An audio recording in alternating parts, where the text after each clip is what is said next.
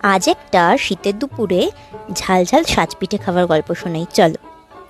আমাদের বাড়িতে মিষ্টি পিঠে সবাই পছন্দ করে বলে এর আগেও মা এই শীতে পিঠে বানিয়েছে, কিন্তু আমি না মিষ্টি পিঠে একদম পছন্দ করি না।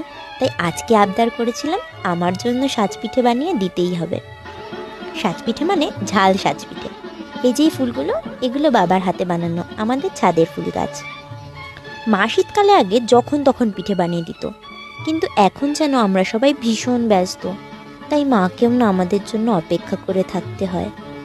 ওকে, but let's not get into this. এই দেখো, কথা বলতে বলতে মা ব্যাটারটা সাজের মধ্যে দিয়েও দিয়েছে। সাজে দেওয়ার পর যে সুন্দর গোল গোল শেপটা হয়, এটা আমার ছোটোবেলা থেকেই দেখতে ভীষণ পছন্দ।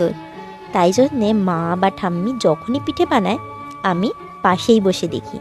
এখনও কিন্তু এই অভ্যাসটা একেবারেই যায়নি। পিঠে হয়েও পারেনি, তার আগেই প্লেট থেকে টুক করে নিয়ে একটা পিঠে আমার খাওয়াও হয়ে গেছিল।